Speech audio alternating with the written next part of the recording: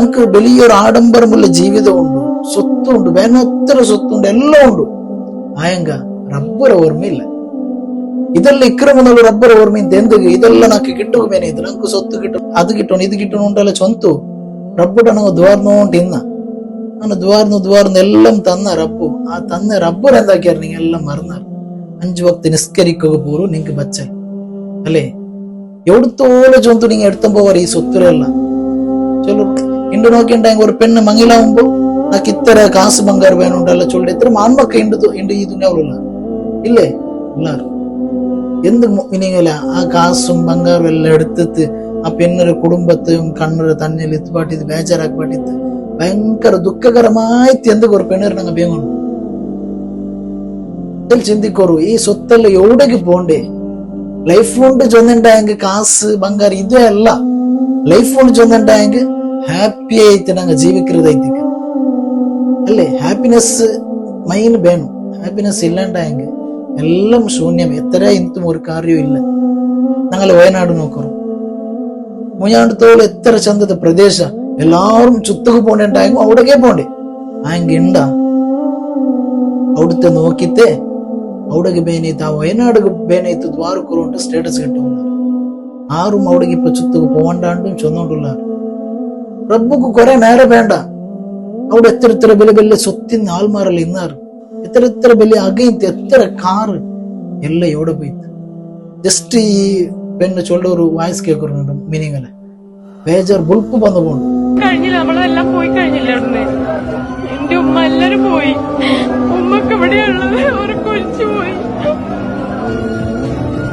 നോക്കിയാറല്ല എന്നിട്ട് മീനിങ്ങല സ്വന്തം ഉമ്മ അതേപോലെ പെങ്ങന്മാരും മാങ്ങലമാരും അതായത് ഒരു കുടുംബമേ ഇപ്പൊ ഇല്ല. എല്ലാരും തന്നിൽ പോയാർ. വയനാട് അവസ്ഥ നോക്കിയെങ്കിൽ സുബ്ഹാനല്ലാഹ്. ഒരു ബാപ്പ ചൊല്ലു ചെറിയൊരു ബാലക്കാരായാലും അത് ചൊല്ലു വിഷേന്ദ്ര കേട്ടെങ്കിൽ ജാവുകനാണ് മോളുടെ മുണ്ടിത്തെല്ല കോലെല്ലാം മുണ്ടിത് ഒരു 8:30 വെച്ചത് കോല മുണ്ടിത് വെച്ചത് പിന്നെ കോലാക്കുമ്പോ സ്വിച്ച് ഓഫ്.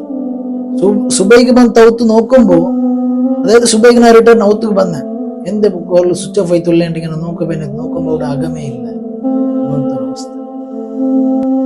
അവത്തിരി എല്ലാരും മയ്യത്തും കിട്ടിത്ത് നന്നിട്ട് ജാവുക്ക് മുണ്ടി ആ മോളുടെ മയ്യത്ത് കിട്ടിട്ടില്ല. ഉൾപ്പെട്ടോ ആ ഒരു ദൃശ്യം നിങ്ങൾക്ക് ഇവിടെ വീഡിയോ എടുക്കുന്നു.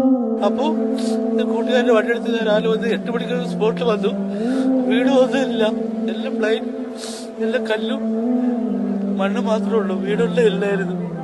അതേപോലെ ഉമ്മ ചൊല്ലു ഇട്ട് ഡ്രസ്സ് വിട്ടെങ്കിൽ വേറെ എന്തും ബാക്കിയായിട്ടില്ല. നല്ല അകമേ തങ്ങിൽ പോയി എല്ലാം പോയിട്ട് അറിഞ്ഞു.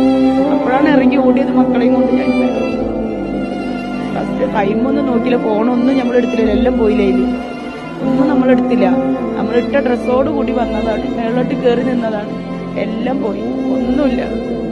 കുറേ കുടുംബങ്ങളുണ്ട് നമ്മളെ അയൽവാസികൾ. ആരെ വിളിക്കാൻ ഫോണില്ലല്ലോ നമ്മളെ കയ്യിൽ. എല്ലാം നമ്മളത് നഷ്ടപ്പെട്ടു. ബാക്കിയുള്ളവർ ഇനി എവിടെ ഉണ്ടോന്നും അറിയില്ല. ഈ മണ്ണിന്റെ അടിയിലാണോ. ഇതേത്തിക്കറ് റബ്ബർ തീരുമാനം ചൊന്നുണ്ടായി. അതുകൊണ്ട് ഉള്ളത് കൊണ്ട് അഹങ്കരിക്കുക നിൽക്കണ്ട. എല്ലാം റബ്ബു തന്നിരല്ലേ ചൊന്ന് സ്തുതിക്കുക പഠിക്കോ. അത് വിട്ടതോ ഉള്ളത് കൊണ്ട് അഹങ്കാര കെട്ടുകോ പോവണ്ട. നല്ല ജീവിക്ക പഠിക്കോ.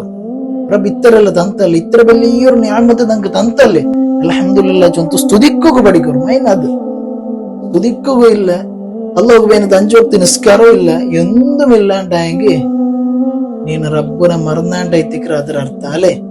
പിന്നെ നിന്റെ ബേജാർ റബ്ബുക്ക് കാണുക.